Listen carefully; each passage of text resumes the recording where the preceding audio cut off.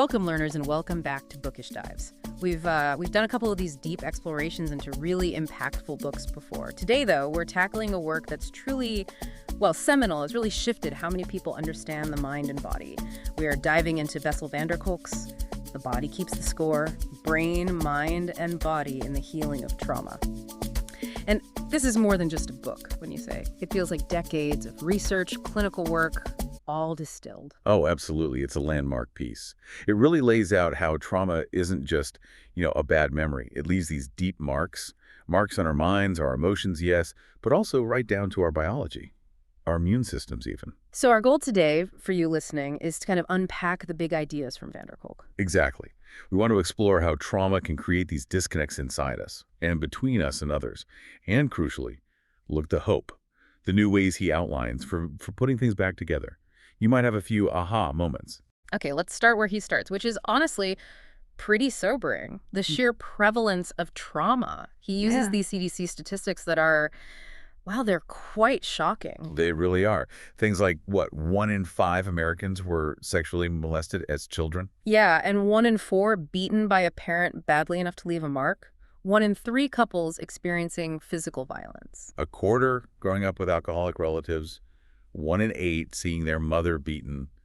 It's a lot. It really paints a picture of how common these devastating experiences actually are. And what's really key here, I think, is how van der Kolk shows it's not just the individual. Trauma ripples outwards. He talks about soldiers coming home, maybe frightening their families, or partners of people with PTSD. And that leads us to the core idea, right? The body keeps the score. What does he really mean by that? Well, it means these experiences aren't just mental. They lodge themselves in our physical being. They change our capacity for joy, how we connect intimately, our biology, our immune response. Right. It's all interconnected. The body remembers. So how does that manifest in the brain? He talks about disconnection. Yes, quite literally. Trauma can break connections within the brain pathways and between the mind and the body. There are these fascinating studies he mentions, like with Rorschach tests, the ink blots. Traumatized individuals often couldn't see anything but their trauma in the blots. They lost the ability to imagine freely. It was like they were just replaying the same tape over and over. Exactly. Stuck in that old reel, as he puts it. Okay, let's get specific about the brain during, say, a flashback. What's happening then? Right. So brain scans show something really interesting. Activity lights up, but mainly on the right side of the brain. Right side. Yeah. Images, sensations. Precisely. Images, emotions, sensations. But the left side, which handles language, logic, putting things in order, it actually deactivates. Oh. Yeah, Broca's area, the main language center, it goes dark. So that's why trauma feels pre-verbal. You literally can't find the words. I get it. People are left speechless, frozen. The thinking brain is offline. That helps understand why just talking about it can be so hard sometimes. Definitely. And this ties into how van der Kolk explains the brain's structure. It develops from the bottom up, essentially. You have the primitive reptilian brain, first basic survival stuff, then the emotional brain, the limbic system, always scanning for danger, triggering fight or flight. And only then the neocortex, the rational part. Right. The thinking, planning, empathizing part comes last. Yeah. But when a threat feels inescapable, that lower alarm system just keeps firing. Stress chemicals keep flooding the system. The circuits are firing crazy, but there's no resolution. It leads to this constant state of internal alert. Exhausting. He uses that really chilling example of the dog experiments, right? Mayer and Seligman. Ah, yes. The inescapable shock studies. Really powerful, though disturbing. Remind us what happened there. Well, they had dogs that received electric shocks they couldn't avoid. Later, even when the cage door was open, giving them an escape route. They didn't take it. They didn't even try. They just lay down and whimpered.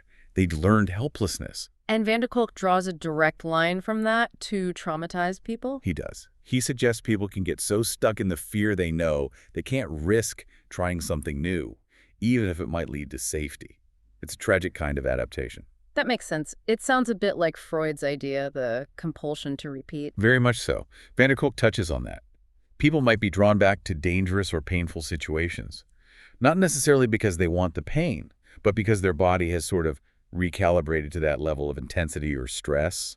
Discomfort can almost feel familiar, even weirdly thrilling sometimes. A really difficult cycle to break. Incredibly difficult. And that brings us to childhood trauma, where these patterns get laid down so early. Right. He talks about patients in clinics Marilyn, Anthony, others, who had all these diagnoses piled on them. Yeah. Depression, ADHD, bipolar, ODD, you name it. But Kolk argues the root cause was often missed. Which was? Complex developmental trauma, the ongoing abuse or neglect that happened during critical brain development periods. And so the standard diagnoses weren't quite capturing it. That's his argument. He feels the DSM, the Standard Diagnostic Manual, often fails to really get at the heart of childhood trauma. He actually advocated for a specific diagnosis, developmental trauma disorder, though it wasn't accepted by the APA. But the point was to highlight how profoundly early maltreatment shapes the brain and leaves these really deep wounds. And the ACE study backs this up powerfully, doesn't it? Hugely. The Adverse Childhood Experiences study was monumental. It showed just how common things like abuse, neglect, household dysfunction really are, even in, middle-class families. More common than people thought. Way more common. And the link to adult health was undeniable. The higher your ACE score, the higher the risk for depression, chronic illness, addiction. Exactly. Dramatically higher. It's a clear biological link across the lifespan. So what's the core mechanism here in childhood? Attachment. Attachment is absolutely central for Kolk. He builds on Bowlby's work. The idea of needing a secure base, a primary caregiver you can rely on. That secure base is what lets you develop self-reliance, empathy. And crucially, self-regulation. Learning to manage your own emotions. Without it, children can develop what's called disorganized attachment. Disorganized attachment? What does that look like? He describes it as fright without solution. The person meant to be your safe haven is also the source of fear. It leads to constant hyperarousal, blaming yourself, feeling unreal inside. There's that devastating line he quotes. What cannot be communicated to the mother cannot be communicated to the self. It highlights how that early relationship shapes our internal world. Okay, so that's the problem. Deeply ingrained, affecting mind and body. How do we move towards healing? The book critiques some traditional approaches, right? It does. Kolk acknowledges that for decades, psychiatry really focused on the brain disease model. Yeah. And the rise of medications. The pharmacological revolution. Right. And he's clear some meds can be helpful, but he has real concerns too. Like what? Like drugs often replacing therapy, just suppressing symptoms without getting to the root. Treating issues from 50 years ago with pills at huge cost. And the impact on kids especially. Yeah, he worries about things like the overuse of antipsychotics in children, potentially dulling their natural curiosity and motivation. It's a trade-off. So medications aren't the whole answer. What about traditional talk therapy? Important, he says, especially for making sense of your story, creating narrative, but often not enough on its own. He argues the rational brain, the talking part, often can't just talk the emotional brain out of its deeply ingrained fear responses. Basically impotent, I think is the phrase he uses. And just reliving the trauma in therapy can even be harmful if not done carefully. It can, potentially reinforcing the trauma pathways if it just leads to overwhelm without processing. Okay, so if talking isn't always enough, and pills aren't the full solution, what's left? What does he propose? He really champions a multi-pronged approach. He talks about top-down the talking, making cognitive sense of it. Medications, yes, as potential aids, but crucially, he emphasizes bottom-up approaches. Bottom-up, meaning working directly with the body. Exactly.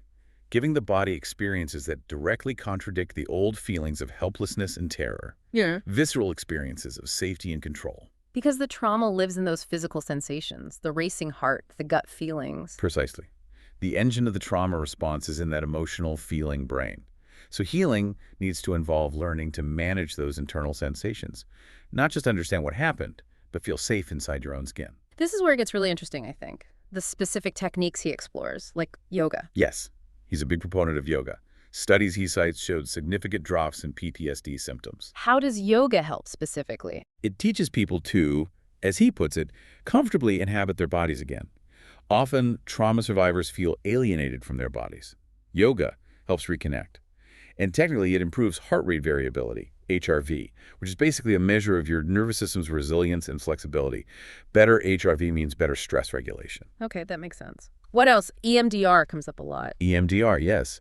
Eye movement desensitization and reprocessing. It sounds a bit strange maybe with the eye movements, but the results can be powerful. What's the theory there? How does it work? Kolk suggests it helps the brain process and sort of refile stuck traumatic memories. It integrates them.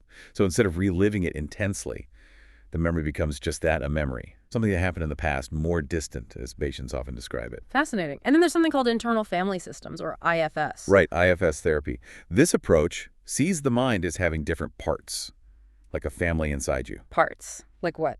Like exiles. The young, wounded parts holding the pain. Managers, the parts trying to keep everything under control, often rigidly. And firefighters, parts that react intensely to put out emotional fires, maybe through addiction or self-harm. So the goal isn't to get rid of parts. No, not at all.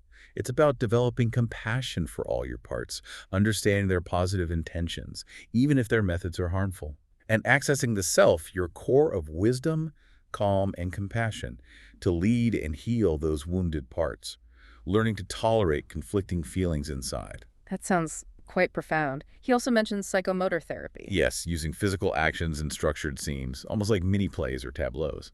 You might reenact a difficult past scene, but this time with supportive role players, allowing you to say or do what you couldn't then.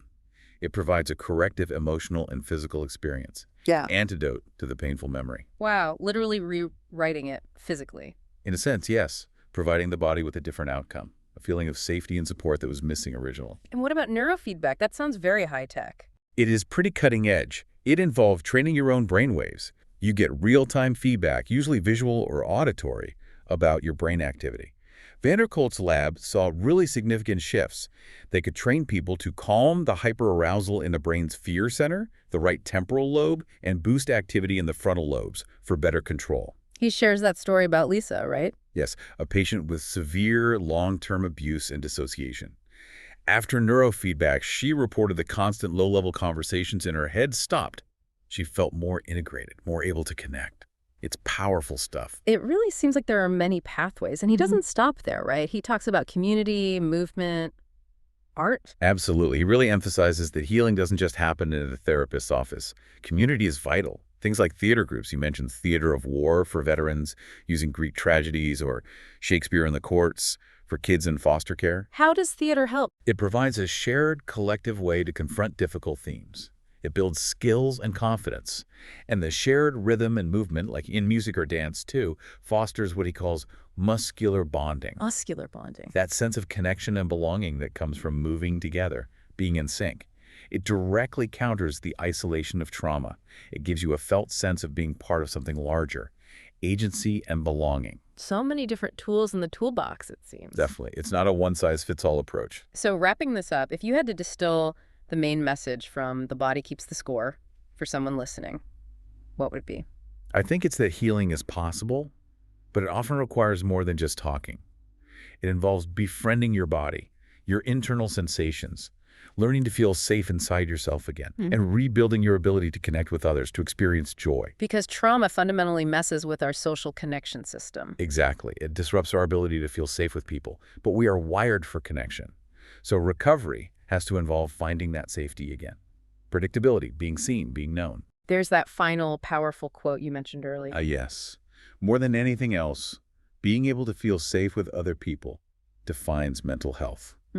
That really sums it up, I think. It's about deep inner work, finding the right tools, whether it's yoga, EMDR, IFS, neurofeedback, art, community. And crucially, leveraging the power of human connection to heal. Well, we hope this bookish dive has given you a really good handle on the core ideas in The Body Keeps the Score. It's such an important book. If you found this helpful and want to keep exploring complex ideas and great books with us, definitely make sure you follow Bookish Dives. We'll be back with more soon.